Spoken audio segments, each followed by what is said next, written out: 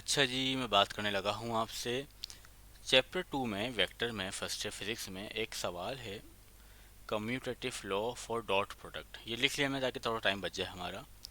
ए dot B बराबर होता है बी डॉट ए के, ये प्रूफ करना है।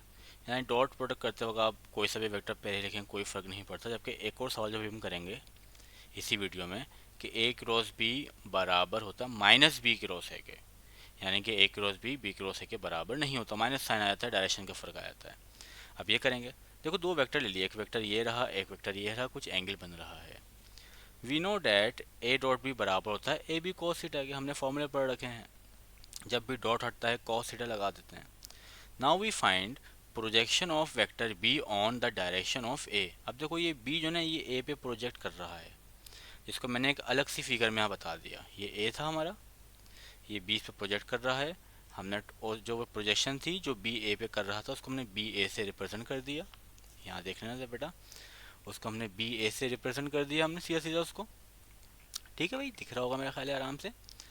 और एल एन एम एक ट्राइंगल का नाम दे दिया, उस ट्राइंगल पे हमने कॉस थीटा लगा दिया। कॉस थीटा बराबर होता है बेस अपन हाइपोटेनस के।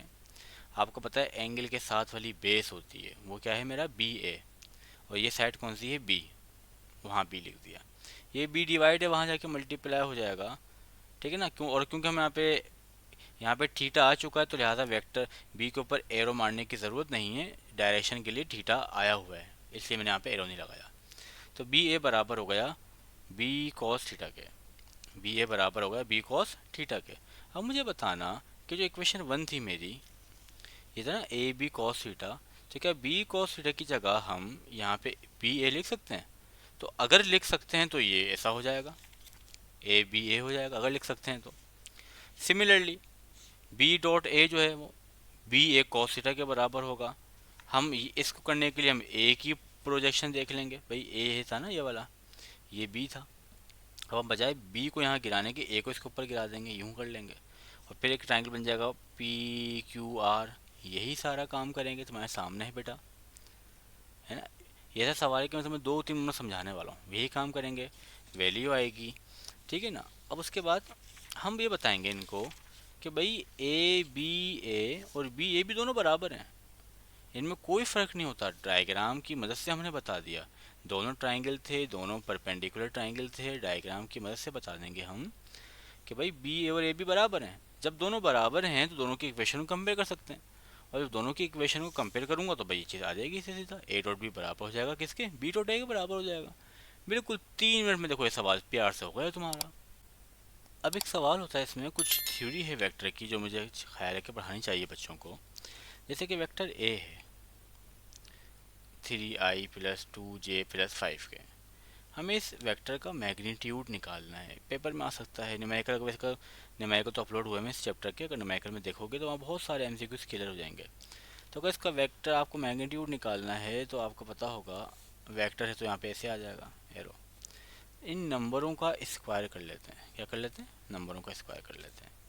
इसी तरीके से आप एक बात याद रखें हमेशा कि I dot I, J dot J, के डॉट के 1 के बराबर होता है, जबकि I dot J, J dot के इस तरह के अगर डिसिमिलर आ जाए तो वो 0 के बराबर होते हैं। क्यों होते हैं मैं आपको एक मिसाल दे देता हूँ। जब डॉट हटेगा बेटा यहाँ से डॉट, तो क्या लगेगा आई आई कॉस थीटा।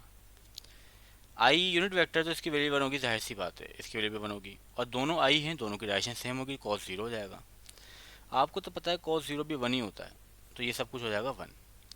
इसी तरीके से अगर आई डॉट जे में कह रहा हूँ 0 तो कोई वजह होगी इसकी, मैं जब डॉट हटाऊंगा तो कॉस थीटा लगाऊंगा। आई की वैल्यू 1, जे की वैल्यू 1। अब आई जो है वो एक्स एक्सिस पे है, जे वाई एक्सिस पे है, एक्स पे है और वाई पे है, तो 90 डिग्री होगा ना एक्स और वाई के दरमियान। तो यहाँ पे क्या आ जाएगा कॉस 90, कॉस 90 0 हो जाएगा, तो बस कहानी ख़त्म हो जाएगी, फिर तो सब 0 हो जाएगा।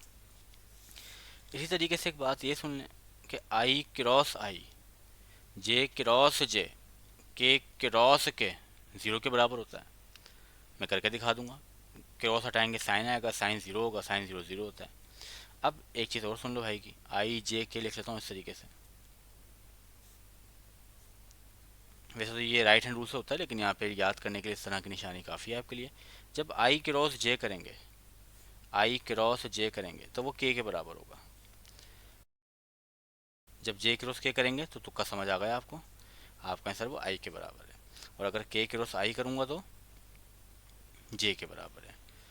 अब ये था एंटी क्लॉकवाइज, अब क्लॉकवाइज जाओ, आई क्रॉस के करो अगर तो माइनस जे के बराबर हो जाएगा। क्लॉकवाइज में माइनस भी आएगा। के क्रॉस जे, हाँ आई होगा लेकिन माइनस का आई होगा। इसी तरीके से ये भी होगा। तो ये एमसीक्यू में पूछ लेते हैं क्योंकि बड़े काम की बात है। ठीक है ना, एक हम इसका लेक्चर और बनाएंगे छोटा सा, जिसमें एरिया ऑफ पैरेललोग्राम होगा और एक जो प्रॉपर्टी ना, जैसे अब यहाँ पे देखो A cross B, B cross A, ये बराबर हो सकते हैं। अगर ये बराबर है के तो ये बराबर है माइनस के। अगर ये आई क्रॉस जे बराबर है के, अगर आई क्रॉस जे बराबर है के तो जे क्रॉस आई करूँगा तो माइनस के हो जाएगा। तो ये अपोजिट साइन आ गई, नहीं आ गई। तो एक प्रॉपर्टी इसकी भी है। फिर चैप्टर हमारा इंशाल्लाह बिल्कुल मुकम्मल हो जाएगा आराम से। ठीक है जी, अल्लाह हाफिज़, खुश रहें।